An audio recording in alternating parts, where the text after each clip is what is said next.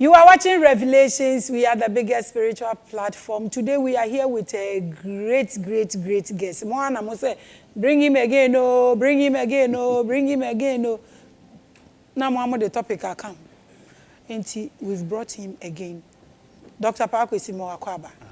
Ebiom Edeba Revelations. So, when you are on Crawford, a cage, you go here, say, almost a back day. Almost astrology. A platform weapon of followers and what choice, any more topic. Hey! Anyway, I welcome you once again to Revelations. Today we are talking about astrology. And Dr. Kwesi, what is astrology? You can say astrology. Astro, Ankasa deals with the stars. Iwiem na onipa abra abo a obo. Yaria wo yare. Se adie bi to adie no enya wo na waye ne mu adie no na eba de wankasa so firi wo pemu ye ensunsuanso e de ba tebia emoa ennua onipa mmosia yare ne adie bia ewo wiase bia efa honhom conditions of the spiritual plane ne nyina no edi pefe se enyame no pese yehunu bibi fa ho Nuntino, and Anome so say the stars are only portals and are gateways into those astral, mental, and spiritual spheres. Entina home near Jumabaha, or we are Jumabaha, and quench you are a child when she are a friend of say ether. Sa ether no any munano, we are breathing in electromagnetic energy. A lot of frequencies. I don't know a clicky ma ye baby.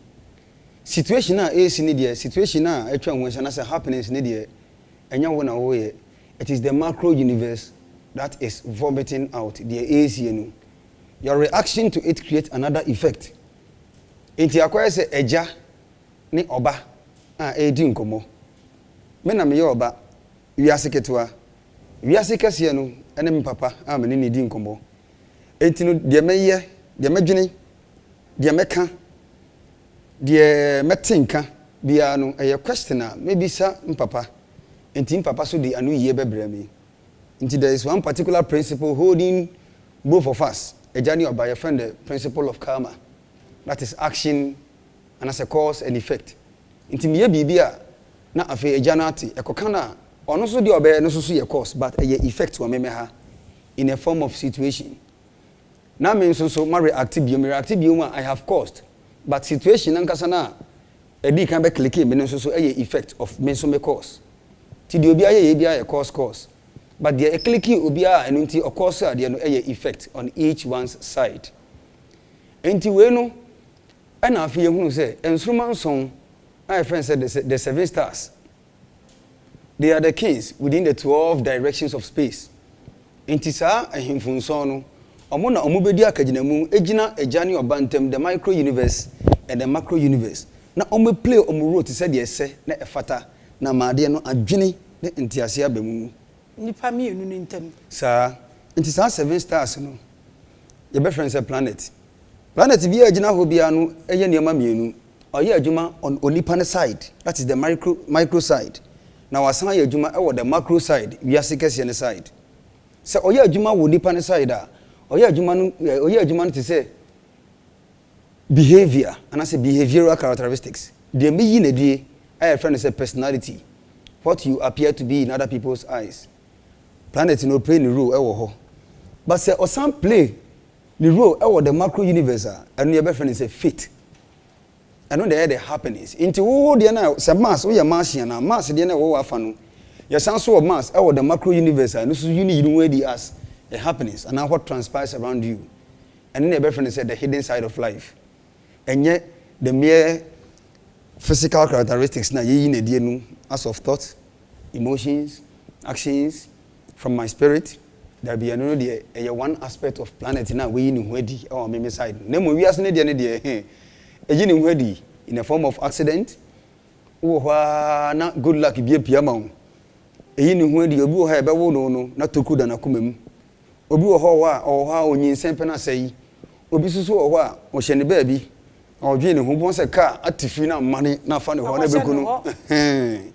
obi so ho na manu akutu sika hu obi so ho ade obehia no asnadanfo no we yanam ne so obehwe ase obi so ho ade obekọ bie ne so no enam ne so uyi de beba eba bi wo ho asa wo na so oyo oba a wo no wogire mo begya aware no matter what but say oye be ma eja no be wu petuwo I'm telling you be demonstrate nyina wa amu ahu ena ye wo oba bi wo ha wo no within some period of time wo eja no wadwuma nyina be say eba I'm telling you ye wo bi so wo ho a ono no ba obechepa did some long period of time man sana waware mane de ne say ono no ne nanti bremu obeye japade ba just say aware de beche safo na nso so omomma jawajo baby am beko bia no they are followed by negative forces even if they travel from long distance from the place they are to even a city state it follows them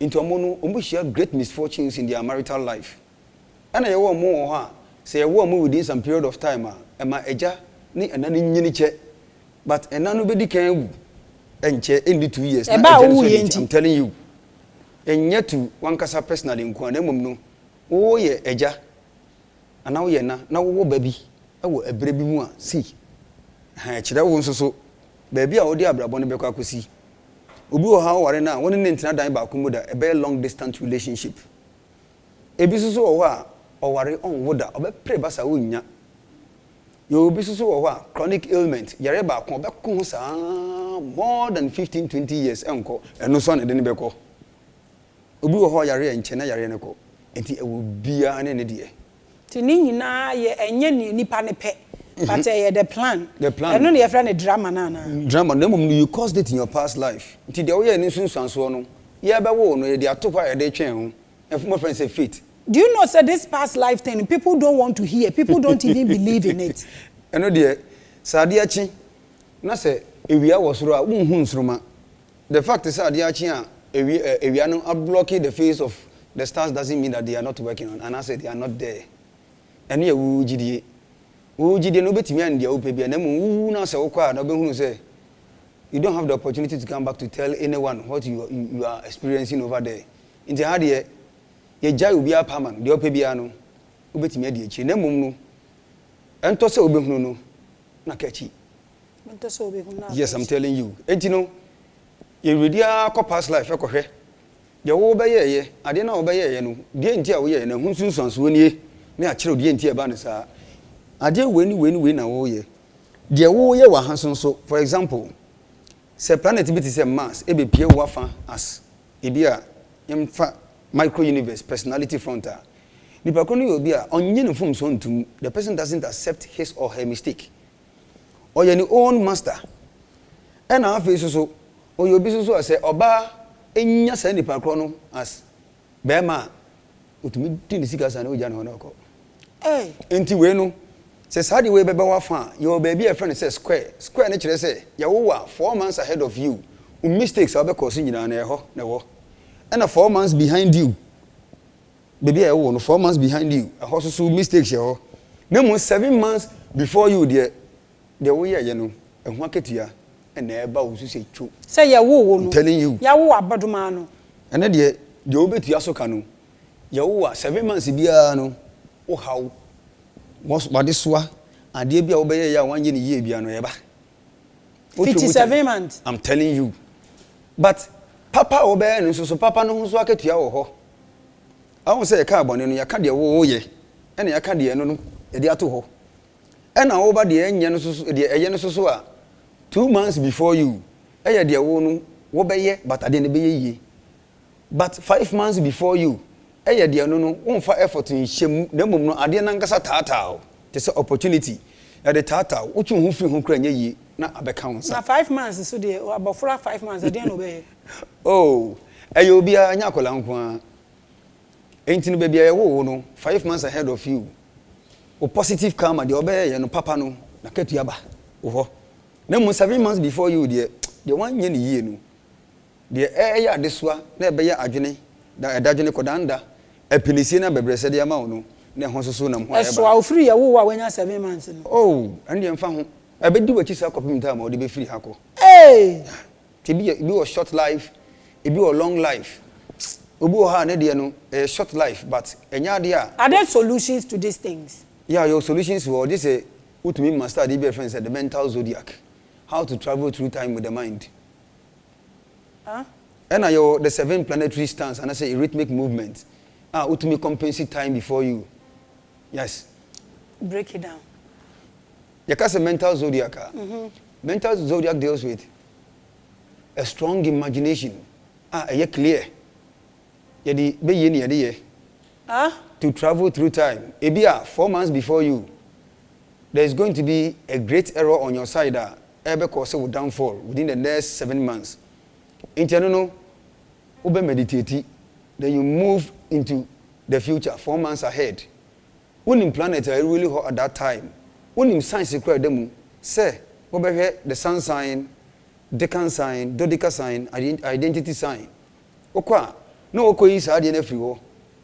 Na afei time me duru ho a na woni nso ada ho aka ho woni da ho ka ho a obeye mistake no but enye severe tragic that's it 7 months before you no so duru ho na se wo ya ade na anasa ade ne ba betu a de betu no ebesi but say 100% a so 60% 40% and the faith but what so bring hanu me pese wo ye hanu yi mame wo se 7 months before I wo. Maybe 7 months. 7 months before I wo, 7 months, 4 months before I wo, after I wo. Are you the experience? No, is it going to happen when you were a baby? And now I didn't never better with him, but as you go, you encounter them. Yeah, I idea why I fixed. Until if you are womb, copy time or be free him. Even baby, I have fixed baby, I will. But we don't talk about the day you die. And the yes, how I be. Inti no. Your clock. Reduce from beginning to end. Then we'll be answering and so say, but the personality side, you be in the subane de Yanshan to her. I know if you want Casa would dream, if you want Casa Wakumem, experiences are back gada every dear and all that harder than no. I don't know. Said you be reacting to situation and she say them on the air banner there and they are too hard that temptations temptation your portion sorry into wucha now for you they are too hard some of you in your next life and I say your next incarnation wucha and I say 1 year papa boni on they are too near the chen into wu baby you are and then the friend say fit the obey and susun so on the whole chen afi what's up between say we are seeing movie you are dia wo beye bio na o dia respond to dia ya hihia to na AC no dia wan ane dia wa dia wo yane dia hihia ye ane wan kasa ne won dia AC ni dia you don't have power over it what you have power over is your own behavior mama bisa nipa ye wo wiase obi akwa abada ana ye wo fresh people like no mo de omo aba omo first time ni enye obi ana akwa aba obi wo ho a okọ na so oba na ehwe ba na oba na o ma ya de anyansan wo ma ya ma ne mabiu aha ye omu ahodo miensa de edi kan ye onkrofo bi wo from say sulfides the from say spirit of air omo the highest of the sublunar realms intersecting between the astral and our realm omo ye mema nkwa omo na on the evolutionary ladder omo ba ni papa kakra nti etumi mo ba ya wo omo te se de ya wu yen ya se omo mra no omumbe copy yen said ye yade no omun hwe bibi mfiri those people are called idiot souls omunim nyansa enti we hwe nanimu a obon say light bi da ha sei won say ne de light say agene unya papa e fam o the imaginary light eto wani ha sei a obon say na so no position aba down sei enti wo the life a won say na so no na pa na so no we down say e down na so nti asem papa we normal hey ruler obi a philosophy enti se ko oba no be no so ade no ye hu obetumi ebisa o obetumi aka kire nse fade we face for no asan ebisa o we ya me san fancy ha agena say abon ufi wanka so neni tua se ufiri asori na ebo sem pate uko asori ya na enkoyi agena yembre agena say omo ye 1 and 2 ye wo mo from say sorcerers and black magicians sankrofo no omo fa ahunfi e de bato omo ho they do the highest state of spirituality Enti saa kwan no friend says the forbidden knowledge. Obedru mpempenso ne de but wu a you go to a dark sphere between the third heaven and the lowest of our material plane. Your friend say 8th sphere. Into kodua ho a wo mabie wo na waka. Na wo bra na wani age. Unya hoto. Nso so a wo mabie. The dark dimension. It is forever. It exists forever. But here obekomu saa kopem time yen time wave ni besi. Then we begin anew on our evolutionary step. Yeah, lose you. Ha, nti eba na saa na omo press on beba beka ye ho. Na omo so take a leap on the evolutionary ladder. Nti omo eba na saa omo to omo ho. Efra ye time wave anasa ye timeline no. Eba na saa ba mu ntumi ma menya physical form normal te say de ye ti hei. Obi wo ho a timeline no be remu no obeye back to mineral. Obi be plant, obi wo ho be animal. Tino no kwa umbe biu. And Accra, Amono, we have come and gone, we have come and gone. Intinu baby, a tosina 1 year, no. And then the idea of challenges, I can say, no, 7 months ahead. And now say, the first 15 days after 5 months, Bakoshe 45 days, a so die, no so, and also problem is your horse, and 90 days, your 4th month before you, and also some more. The 10th month, son which here. About 4 months behind you, and also create a problem. Into the banners na ato say wo nyama wesia efri wa wofo ho wagada bi efri onyankofo ho wagada bi efri wo teacher fo ho wagada bi efri wa sorry penny ho sa na nyama nyina abomu a na be dane wo adwene a wo de ti ha perception eno emunti ase na wo benya sa situation na wontumi nya ho hwe na esie no. Your response to it creates another effect in the future. If you are able to take it with good faith, you're intact. Woman ride over you are now fall short. Yes. So you die quick, fast. Hey! And yes, I will say, won't you share him the extra pine? Your name I would write Gina so the bony pebia. A 2 minutes, answer now, bring 2 minutes. I will say, nyansa, pure knowledge, and I say pure wisdom. The answer is our pure wisdom, the bebano. I just say, or dog mapa, pure love. And also soon a year. I had ding. Into we know a 12 dimensions of space. 12 dimensions, you know. Mbebu boni na in connection to the spiritual dimensions. You could see from the physical plane to the highest of the spiritual planes. Okay. No body crash in connection to say we are saying they are more dominant inside you. Any of the 7 chakras, they are also more dominant. And the changes they undergo through time. Okay, we go. Into your shall say your earth signs. Earth signs, you know, your Taurus. A shall say from 21st of April to 20th of May. A earth sign. Na chance with the NG. Ufriwa, now I call Virgo. Virgo, so see another earth sign. Na chance with the Babunua, Ukuta, Atukwa, Awan in some. Started from 21st of August to 20th of September. If you are not a 3rd earth sign, your friend will say Capricorn, the devil. Capricorn shall say free 21st of December, that is the winter solstice, to 20th of January, and also another earth sign. Some in some way represent our chemical and etheric planes. Taurus represent the truth. Whatever you ingest inside you, it passes through the truth.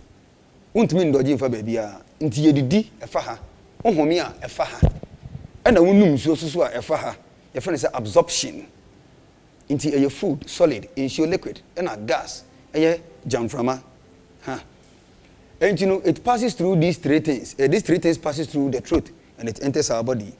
Nti Taurus represented the human neck. If you want to call Virgo represents your circulatory system and your cognitive abilities. And you know, with circulation, you know, a Virgo no and also kita the physical side. We are not a Capricorn. Capricorn before bones, any tissues, bone be a woman be our saint. What possible, the woman be a few tissue a Capricorn the kita. It represented death. Into a drew when it be a some and some will represent the physical plane. Into crown, a young kind come. Afi yanhwe ye call astral plane no all the water signs e wo bosom idum yenu nimu no and it represented the astral plane. It represents imagination, feelings and emotions. imaginations, feelings and emotions. Difference will match each other. The obesha say free so I know na etwa edituo what dey fura kosoro no obe friend say Cancer. Zodiac sign of Cancer. A say from the 21st of June to 20th of July. A hona onipa bia ofaba. It faces the North Pole. A friend say Tropic of Cancer. Entino hona onipa bia faba. It represents one side of the astral form. It represents feeling, pain, and pleasure. And the Jina Homa. We are now Scorpios. Scorpios shall say from 21st of October to 20th November. 21st October to 20th November. Na chance de nyanya nkyere wo. And also so Jina Homa attachment. And love and hate. Obi wo ho too materialistic. Media no Scorpios. It represents the romantic side of life. Ti de wuhu wodɔ notice ade no waba bɛyɛ akwade ama saa ade no wo wasetena we mu in this incarnation. It represents Scorpios. Ufiwa no akɔ Pisces. It started from 19th of February to 20th March. 19th February to 20th March. And also representing emotions.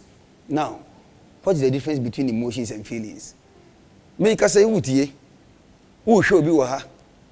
De woni tua, de wutie, so obi de nsa ka ho. Na afi saa de no emma watenka amunum ho no anu ye friend say feelings. But emotions de ade na besi ne ko atwam awie. Dirty to you. Me da see. Wo ho ade bi obi ye ya eye o ya no san kwa akofa ba. No it breaks your own spirit even down. Sir, inti no na eye emotions ne o feelings. Inti water signs ni nyina represented the astral plane and the astral bodies inside us. Ufi wa no akọ mental. All the fire signs represent the mental plane. Aries and Edikan on the opening, it represents the upper part of our head and our head in general. And on the edge archetypal energies, every mental plane now penetrated through our head.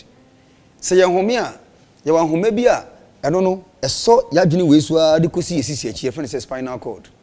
And she be tired home, a friend says cerebrospinal fluid. Say home from the tail of that particular cord rises up. A banner up a pians CSF in your common sense family. Demo cerebrospinal fluid. A basura, not do the physical side of your brain. Now I feel more of geometric energies. If we mental plane when they roll out to the moon, the other friend say idea. Aries is responsible for that particular thing, and it represents our head. 21st March to 20th April. A fire. If you are now I call Leo. Leo no represent faith. And it is ruled by the sun. So Leo represents the other friend is a perception. Perception. If you are now if you are Sagittarius. Date in here 21st of July to 20th August. 21st July to 20th August. If you are now last one, your friend says Sagittarius. Ejrahoma the other friend say inquisitiveness, the fifi mu and as a curiosity. Ejrahoma, the ohehe bribi, the word is wadi vision. Eduntino, sa Sagittarius no, enosu na ewuli onipa bia wo sre. Leo no ewuli wakoma. And afi Aries no ehwuti. These three things represent the mental side of human life, and it represents the mental plane. If you are no last one, the spiritual plane. Omo yem penifo na nkasa na from say air signs. Air signs no. The oye last born e wo mu a no na se wo ko o third heaven ho a obefa ne so akono your friend say Libra. It started from 21st of September to 20th October. 21st September to 20th October. The first air sign ruled by Venus. Enti odo e na hwe ho na mum no bonsam so akogi na konwa ho Saturn. E ho na sorry waka kire wo se opotiatia no haneda na mu ansa na obetwemi wo me ha no age se obonya odopa anya wuduru a ye besan bo wasan ne asan ba wu biom ufiri wa na wakodi otoso mienu the one fifth ne friend say Gemini or the second of the air signs. It is ruled by Mercury. Mercury represents pure wisdom and I say pure knowledge. Without Gemini untumi nya knowledge papa menye yi. Without Mercury untumi nya knowledge papa emenye yi. Ufiwa no akọ last one oh ye penny pa a friend say Aquarius.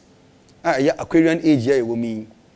Onipa ba no de okura ade ne nso wo mu no wo hwie gu fam it represents the star ono do the highest and it is ruled by planet Uranus it represents our crown chakra ono no the highest nti saa miensa we air science am ebubo yi from say the spiritual plane the third heaven fire science ni nyina represent mental plane a second heaven and afi third heaven first heaven e wase no ti a first second third nti first na e wase no represent astral plane and a water science no and afi wa ba yen ha air science na me bobo ye no ni nyina homa no no sana kwa ye enti ni wuwie we ya na afi wa ba effect a e ba benya wo ye so se ye wo na se wo pie mu wo kwa esidan na ayadwuma wo so na ya kan kire wo say all around us there are spirits and beings known as nature spirits abode honhom ebi wa botan mu ye from say gnomes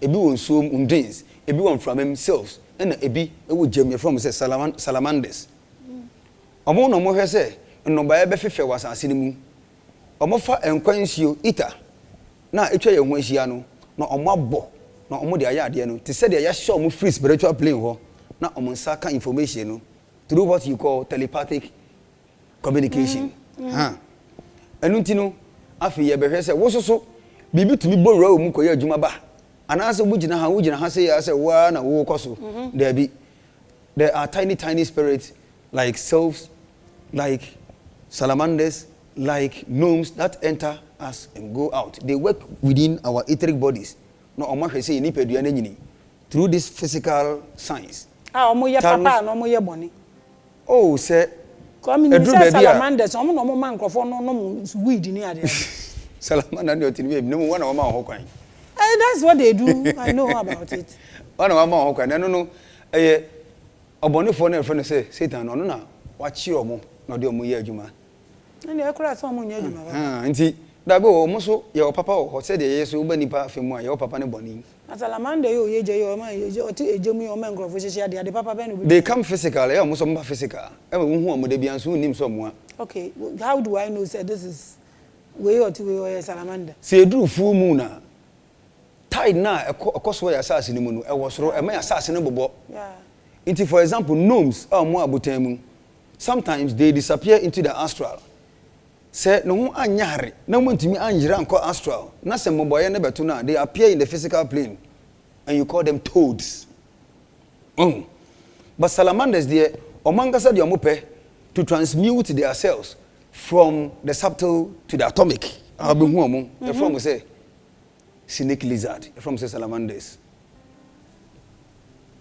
they have the power ochini to jema wo they don't die in fire what the idea bomb kro mo na say rubber no fa ne ho on dey fa ne ho kra they have the power to swim in the water and they have the power what they need to jema anya na hwe te say aboa we ostrich opa fa ayon what say jema na ndoko na fa mo fa ntu nanum no mene bibi anya no because they have a strong connection to the fairy land known as the land of the salamanders no mo dey say ejade o mo fa anya hwe enjino ba wo da ye de wo no be kire afi wo personal characteristics wo yare ye se de esitie wa pomudin aduane a wo se wudi atare a wo se wo hye asanso a kire wankasa na wonam ho no afi fit de ebeto wo wonkwa na obe enjoy ho be yen se eda ye de wo no eye code no enna eye adwuma o etheric astral mental spiritual any wudi any strands mu se de akwakoye antenna na one ensuroma no ni weni nyina di nkomo ni positions na kire the conditions of the etheric plane and the conditions of the etheric body the condition of the astral form the condition of the mental form all these forces need to blend I say blend enti ade no a position o ba bia enye say a position ya na chemical world solid liquid and gas asha say ya adwuma na mum no your vital world and as a magnetic plane no a quicking chemical no ya adwuma e ho no and I responded to some vibrations, you know. Na no so a quicking way my daddy wa ha as a fortune or misfortune. Fortune caused by benefic forces and misfortunes caused by malevolent forces. Enti wankasa sa nyama bebrebe nyina ya way is it visions or is books you are reading? I won't say ade ba ko ne say yanji be yi ni ena ye hu be yi se nya de papa me be ye no de me de me de boni pa me de boni pa han be fere hu so esan se me fan se ade me de boade wo de boade sa.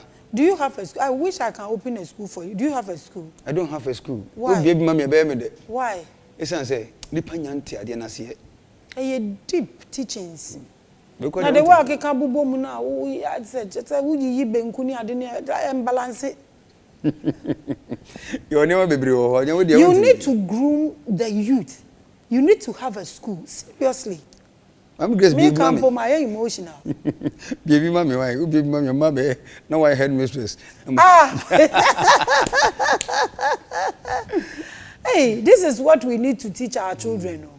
We go say nke the school. You chair the school no we say wo anya wadwumani wo konade afa. That's it. Wo ye blast obi wo ho ya roba obi wo de no control position obi this kind of rough. Ya boni be wi ate so yekrom. How obi wo ho obenya position saying at the end of the day obesa jindi boni aka ho.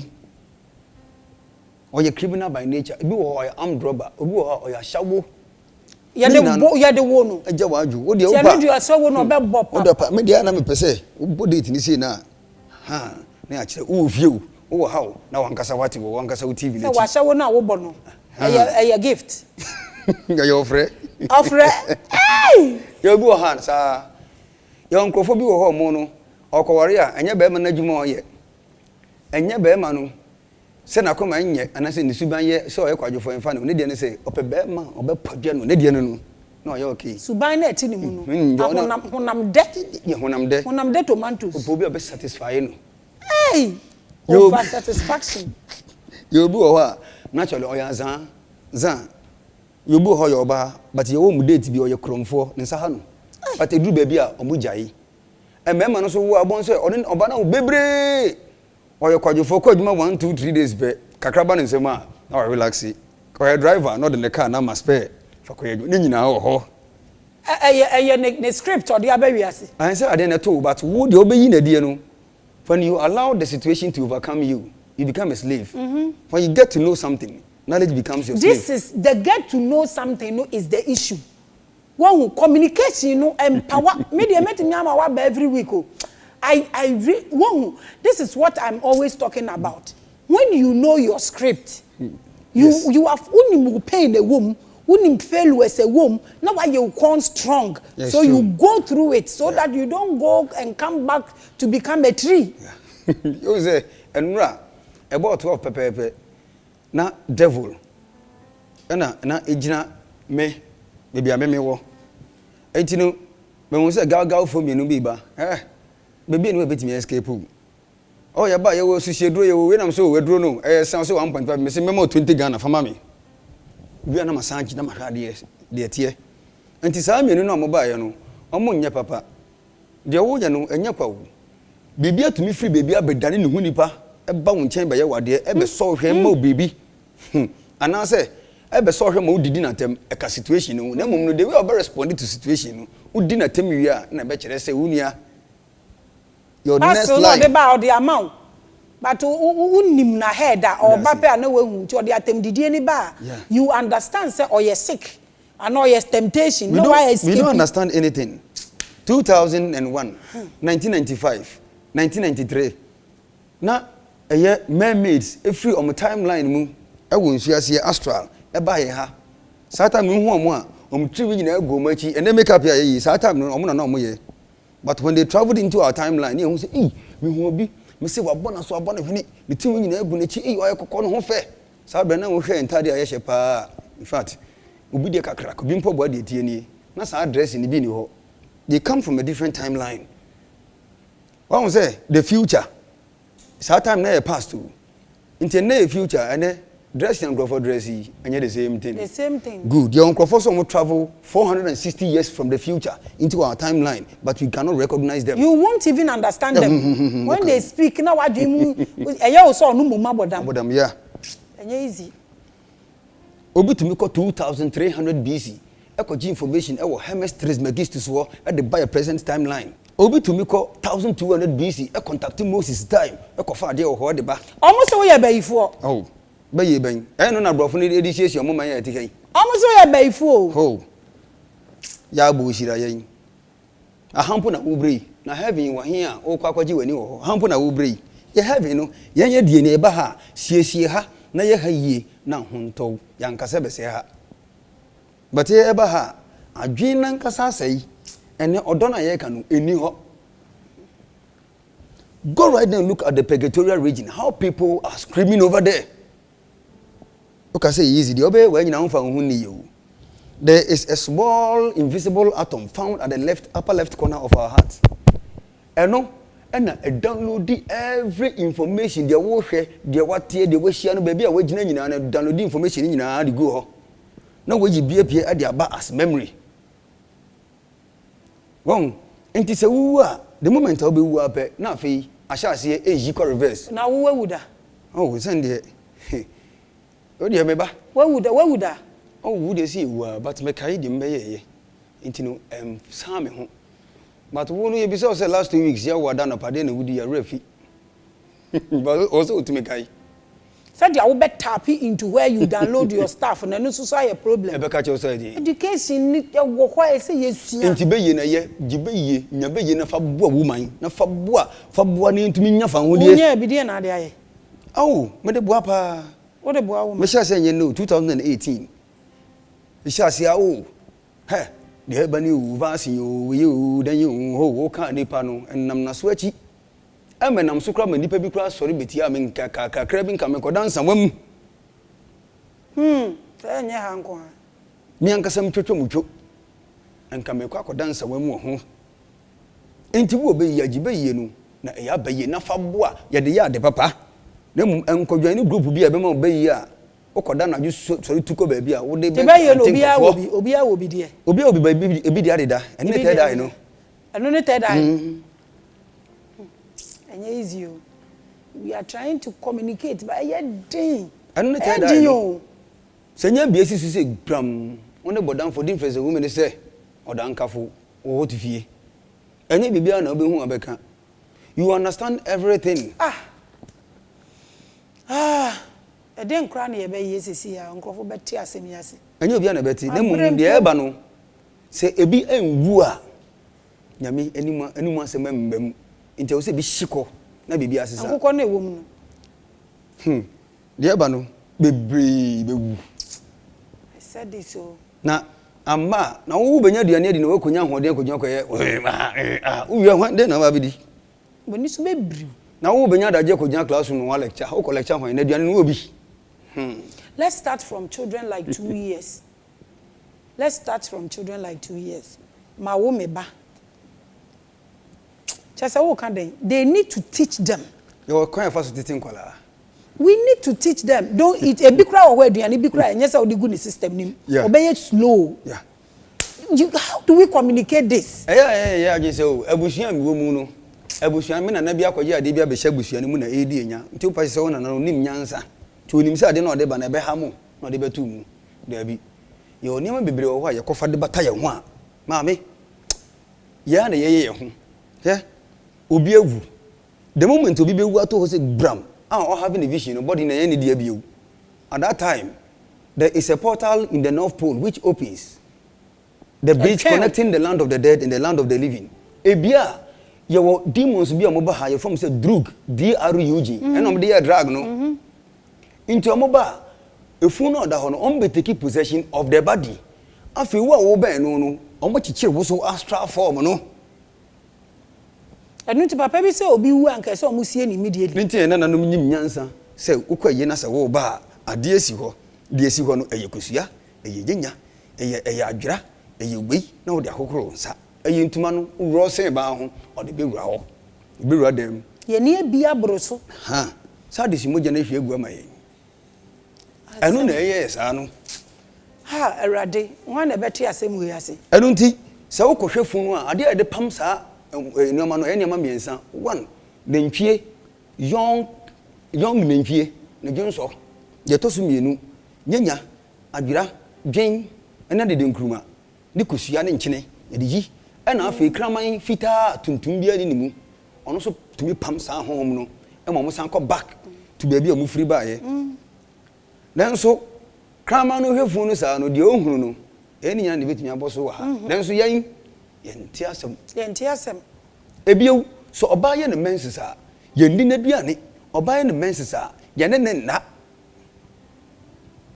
enso ne trotro na busu to the degree say me kokroma kwatiti no afi okotena aka ne mu nipa ko ne te ban ho ebi to nsuo pa cho ma nsuo ba ko ai say bonus ne pa unni a na wayi no de ama otu agba no wanom mingu obi adwuma ho restaurant ko di wo ho no restaurant no nipa ko no oda de na no ono nte ase se wo wa your menses na wo di beti na fie wa ma ye beti afi upem ti beba enu mpo aduane mpo se ye nko restaurant ye order wo phones enti de ade aba no se te sen brodo susu a esam ne benyama de o yam no se te sen ya yam de abrew enti udie die na mu udi wi a eya na wadwira wo ho e wo krada Dr. Kwesi ade we infa wade hu but me pese ye nka ho asem abibifu ankasa especially Ghana for e den pa na ye problem wo ya adwen hu de han wo ya adwen mu ne de on say de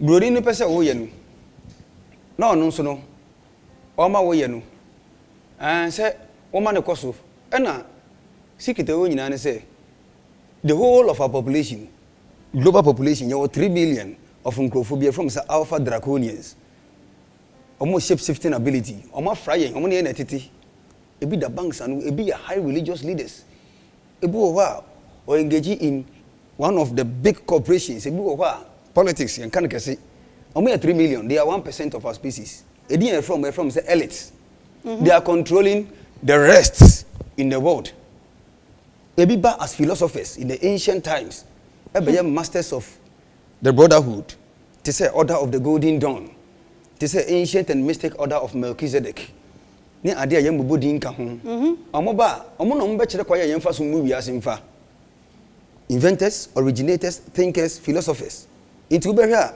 omo mu read political science school no obehia na Pythagoras a kire na adwene Socrates a kire na adwene Plato a kire na adwene about states wa kire na adwene about democracy style omusimbu man mfa omo ba we are in the dark age into omo betena se ya nhihye ya ebe ma mobuta ya be mu by using what is called the 4 A's your age the first A the second one your friend say agenda and also fi age ni mu na eba we are your agents esanso agencies nti yen ankasa e kwotena classroom e kire ade no yen ankasa na esan ye agent na esan ko gina miaye na ye kunkum yankasa ye ho enuntina and don't you think say of late I've been having some encounters nti amafo na mefo no I had an encounter with this book of Enoch.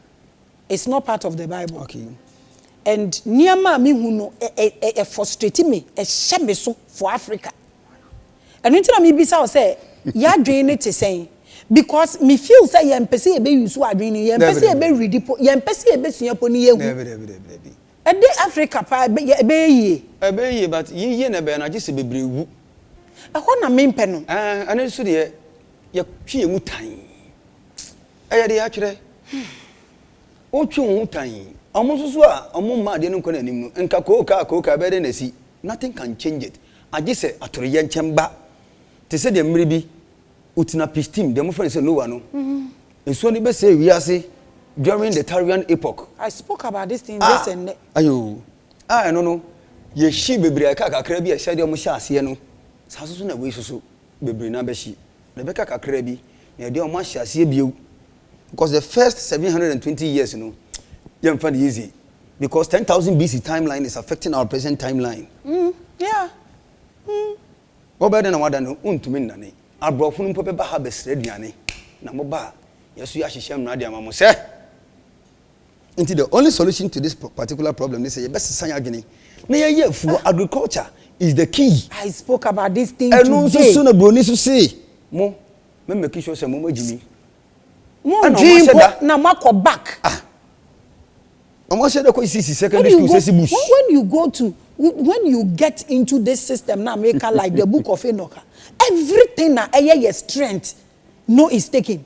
Agriculture, the luminaries, then theology, astrology, watches. All these things are the strength of Africa.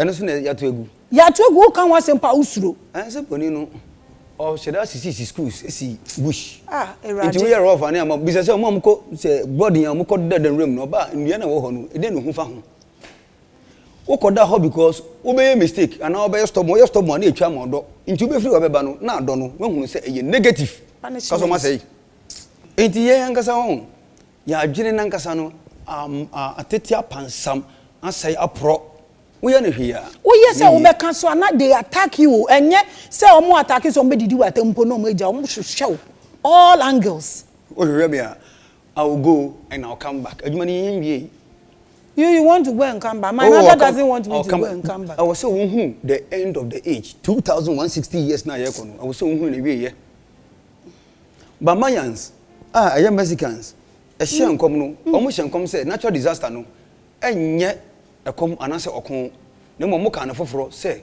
earthquake there be usua omo ancient script anase tablet reference say popovu yeah anase chicheza it says at the end of the age when we are entering the Aquarian age there's going to be a natural disaster that has to do with earthquake severe one ebe say we are say there be enye no when you get into this thing you are saying that is when you see that wicked woman no be at time Herod the Yerene they are all in the reigns of this era and now mo enye easy o kakra usuro enti ye ba ye hwe time ye de wo time 14 kuro ya wo mu na che say we okita extraterrestrial bloodline we oba be say ade ti say Idi Amin ti say King Leopold oba say ade we wo ho a adwuma we akomi ansa na ye be fa no ye be ne passport picture na age ne full date of birth be wu fi da say bibia ba ha de ne de wo ye ya fa ho bra yo ba na ye yi afiri mu ne afa wo ye be ma na nipa no te ho na ankasapo no wo the passport picture no command ko hu ten won so a wo be kire no so kra wo so a ya label kind of name bi Maame Grace me say de ba ne de ye because the offer we do an so ma kra say papa no eno so na e ma ya yare enti wo si su stamp no na wo si bi dia de na be ma me wo de fansio ana fa drink bi na hwe ho de atwere wo ayon we nso still and people are sitting down comfortably and for millions thousands di omuechi omukate ne se kokuro maami we no omuko this is a serious issue meaning dia meye po am communicate bi ma bre maami koso ye de mom e wo so astral chart ne musa enti wo de na wo mu no wo tie nkrofo na wafuo ebeka ya no de enti e na dwene ho kire man kire na dwene no ngo enti wo tie no abeka is it possible that we can do something so all these people can at least one night they will all get into what we get into so they see sense yeah possible yeah who be ye yakọ nanimi but me wonyame amesum no so and to the fire no mu nyina nso because sometimes you want people to see what you've seen so they reason with you but no there wo che no kra wontie because you say no the two aspects of the same satanism one side their science or the bank spirituality say it has no basis because sorry they the gas only exists and so can no na spiritual evidence science na spiritual evidence that's it physical evidence of spirituality is the science and so the bank will foundations that's it just to create conflict spirituality is the backbone of matter. And now another side is so akwa religious men. You say, hey, we born nko ho a be hell. Quicken nkrofo na de na no so. Oh. Onim niama. An sorry bi ayemodin ache. Onim niama mo ye. The lunar phases, the positions of the planets. Portals are adida asase ne so te say Mona Lisa paintings are you see they the best painting. Onim bi enche mo say the best painting. Omo the lens ezumi your code say wo so actually the secret places say was asase so nyina baby a minerals no baby a was spiritual portals baby a was so baby all the strength no what the lock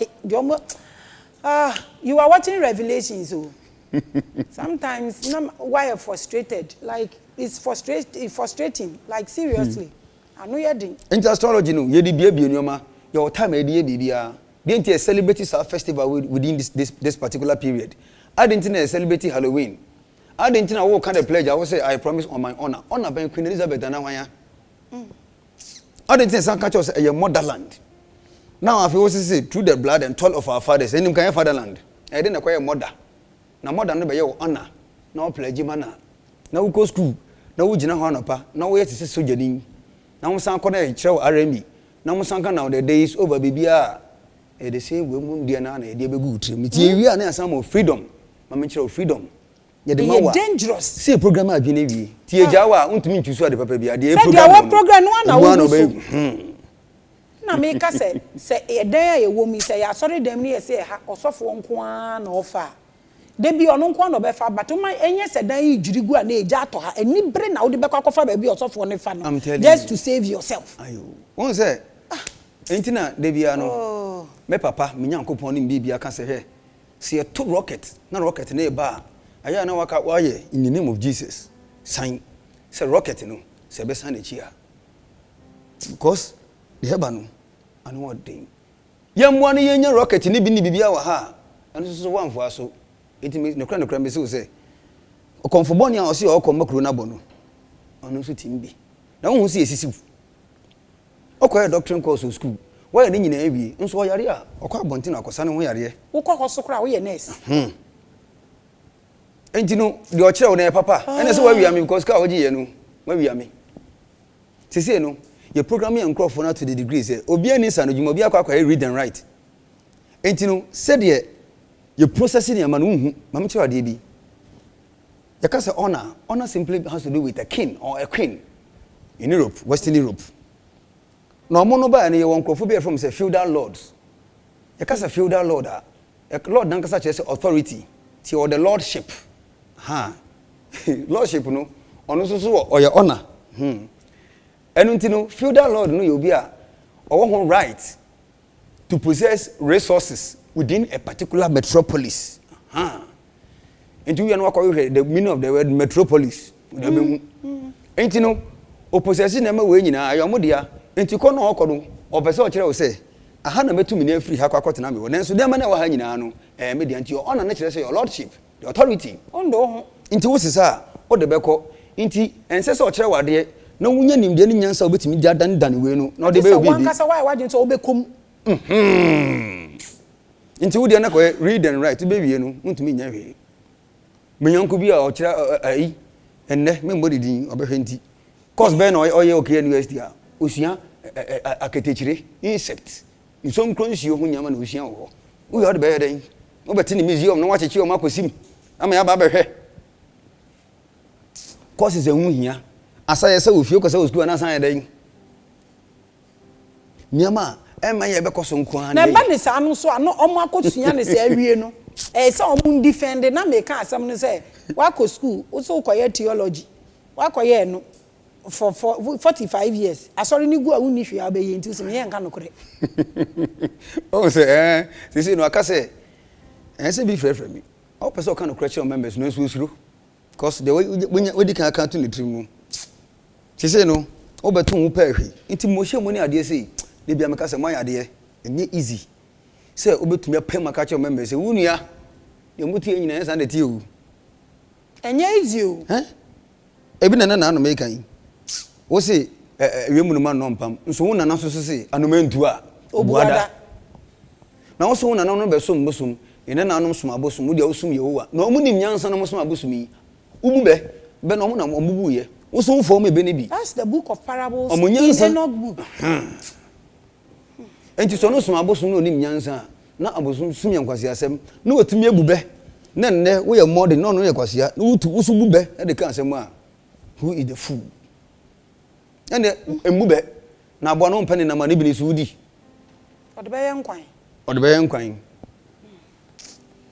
enye easy o enti ye ya na ye ho enti knowledge of astrology no me ankasa me own system me one crop for me training different through personal experiences and na me dia ya sa fiti me sante be dun ne na de ono na o kire me we no awo me dayem awo ba bi a me ko bia no aye apostle safo itina me share ring no ma hwehwe ne saa o me de nya no o benya no so person nya no honestly ma ne ba ya minim de ya ntra ya nya yo me dem pese me kɔ no ho keke na me ko bisa ne nsemfu amienu bi fe on de nsemfu amienu po 2 2 questions. Questions me na person bisa no. Questions me na person. Me person me bisa ne say Ghana be yi ana. Ade we pe na person bisa no. E be yi. Enyo na abeka ama no. E be yi. So no ka che me say be yi na me de di akire ni tuko akire ko. Omo no mu ndi nkugu o. Omo ba ade ni be yi. Se wo hwe the zodiac sign of Pisces a. Obo say enam mienu. Baako eti every the age of Pisces. Ewura age of Pisces mu. Baako so eti ewura the age of Aquarius mu. Fish no. Those fish. Yeah. Wo ko Israel kra na mo di gina ho ma Yesu. Ayo. Fish. Edan na Yesu gina mu no fish no ma draw fo mo. E de ya na ye tu kwan ya kohwe. Ya pese ye hu. Enti no. Nyame basakro na ye eje oba nkonkron no mo na mo be hye di padua ni mu ba. Ene ye ba be kire ye kwan no. Enti oba obeto sa dakufo no wo ho. Nti wo be hwe a ye bu be de ma wo. Moses ba no be hye Pharaoh. Yesu ba no be hye Herod. Sa no mo ye kwa me nkroma ba obe hye. Wesu so ba obe hye. Nti e ba na sa pe. Temetu ede na mi hye yi. Ese nyo mo nyina na wa be. Onye mo nyina na wa de ni mu. Na emum no. Obi atumi ya obonsam. Hey. Nti wudi achi na wugyae pe. Na se wankasa botan na wade ba na onti ase nyai ne mu koso na ye. Watching Revelation, so the only thing is to open here. Open it. This is what we are talking about. Open it. Dr. Kwesi, in 2 minutes, the youth, talk to them. What are they supposed to know about this astrology thing? A dear ben or mobile. I just say, you know, in Kokran to me, I can ranting could be life is short. Be life is short. And at the Eban also, and I make an become a baby. Who did 2 more for mammy? Say, no baby, Obi Uncle Yefu. Koyefu, Banchinia Brunqua, in fact, and your blood group as him. We are kill positive club with your brew. Because I'm in a better. Ain't you know? Obi anya wa non koyefu.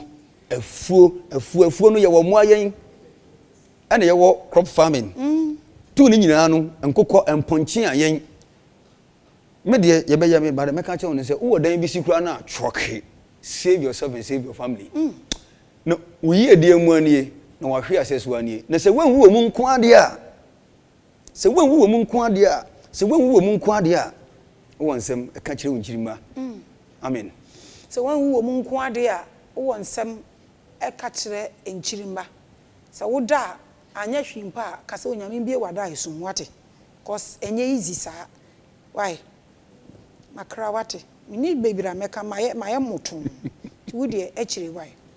This program is fully sponsored by Global Eagle Revival Outreach Ministries, a not-for-profit organization. To support our broadcast to reach others like you, kindly send support to Zenith Bank, Ghana, account number 6012402066. Account name, Global Eagle Revival Outreach Ministries, La Trade Fair Branch, Burma Camp. Mobile money account, merchant 0544859007. Name, Global Eagle Revival Outreach Ministry. Reference, Revelations or TWMG. Time with Maame Grace.